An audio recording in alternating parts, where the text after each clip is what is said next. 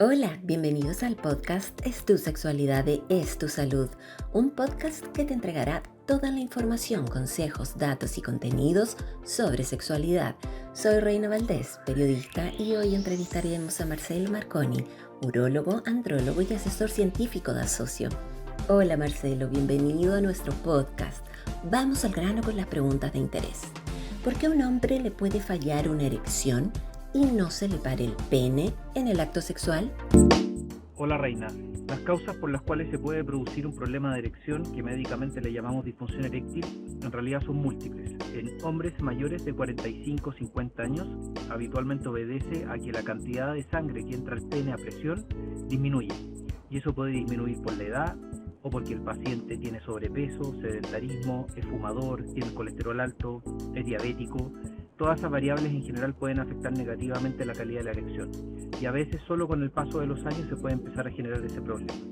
En general, en hombres menores de 40 años pensamos que tiene que ver más bien con factores psicológicos, es decir, a veces hay factores psicológicos que inhiben la erección, producen mucha ansiedad, y a diferencia de lo que se cree, para que se produzca una erección el pene tiene que estar relajado, y por lo tanto si uno está estresado no es capaz de generar una erección.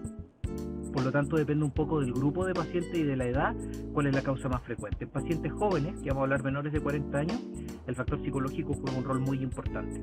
En pacientes mayores de 40 años ya se empiezan a sumar factores que dicen relación con temas cardiovasculares, hipertensión, diabetes, obesidad, tabaquismo, sedentarismo, y eventualmente también, en el fondo, a veces solo por la edad puede empezar a fallar un poquito la erección. ¿Y no tiene que ver con el deseo?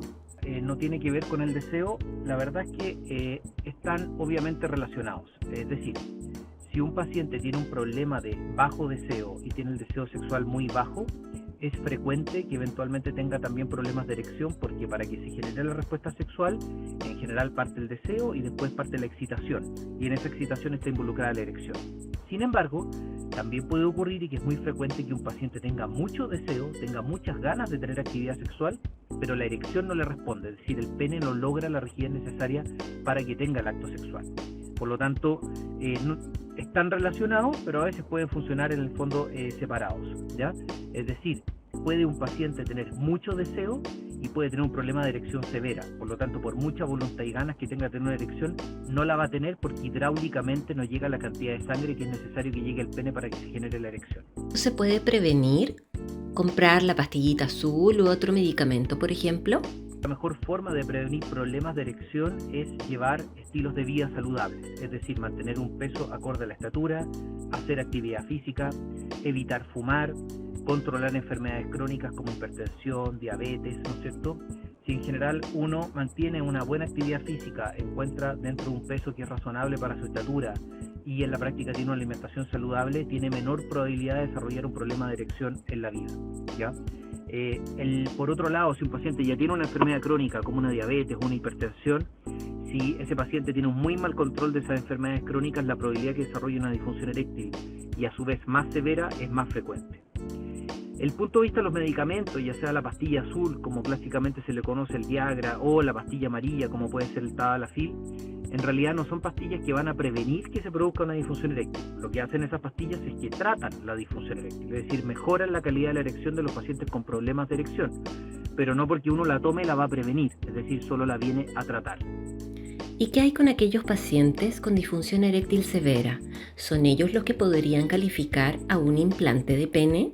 La disfunción eréctil la clasificamos en leve, moderada y severa. Básicamente los pacientes con disfunción eréctil leve y moderada son pacientes que responden a medicamentos orales, ejemplo Viagra, sus copias o las otras pastillas.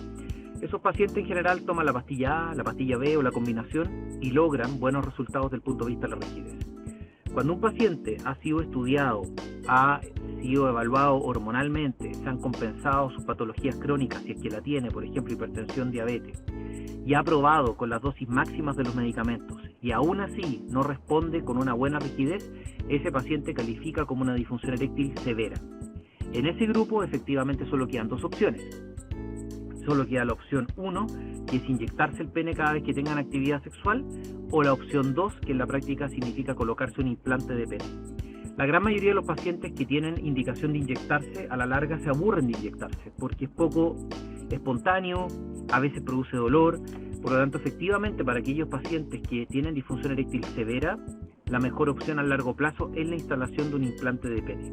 Y el implante de pene es una cirugía en la cual se coloca un dispositivo al interior del pene que por fuera no se ve nada, el paciente siente placer igual, entrega placer igual. Si no le dice a su pareja que tiene puesto un implante, la pareja no se da cuenta muchas veces, y en la práctica permite de una u otra manera restablecer en totalidad la rigidez para poder tener actividad sexual satisfactoria. Marcelo, ¿y si la persona tiene dudas, con qué especialista debe consultar? Si la persona tiene dudas, ¿con qué especialista debe consultar? Lo ideal es que en principio reciban una orientación en la práctica, ¿no es cierto?, para saber qué tipo de enfermedades crónicas tienen, qué medicamentos tienen y realizarle exámenes básicos. Glicemia, testosterona total, un perfil lipídico. Y lo ideal es que prueben con algún tipo de medicamento todo esto recomendado por un médico, que puede ser un médico general o puede ser un urólogo, ¿ya? Y ahí en la práctica, en el fondo, uno parte toda esta historia evaluando factores generales, corrigiendo lo que tenga que corregir, dejando de fumar, haciendo ejercicio, bajando de peso, compensando patologías crónicas, revisando exámenes y probando primero con pastillas, ¿ya?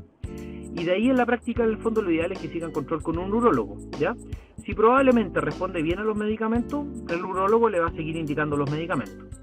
Si empieza a responder mal a los medicamentos, ahí lo ideal es que siga efectivamente ya un control con urólogo, eventualmente con urólogos que sean más especialistas en disfunciones sexuales. Eso tiene un nombre, se llama andrología. Hay urólogos que se han especializado en el manejo de las disfunciones sexuales y ellos son urólogos andrólogos. Y en ese grupo de pacientes efectivamente tienen más expertise para ir recomendando ya los tratamientos que denominamos de segunda o tercera línea, que son las inyecciones en el pene para lograr erección o la tercera etapa que corresponde a la implantación de los implantes de pene. Así que ese sería en el fondo un poco el perfil del médico que tiene que buscar. Doctor, nos quedan muchísimas preguntas con respecto a este tema del implante de pene, pero lamentablemente nuestro podcast llega hasta aquí.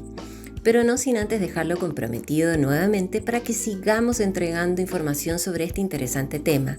Gracias a todos por escucharnos y no se olviden de seguirnos en nuestro podcast Es tu sexualidad. Y por supuesto, si quieres volver a escuchar este programa, no te olvides que puedes repetirlo ingresando en www.estusalud.cl. Hasta la próxima.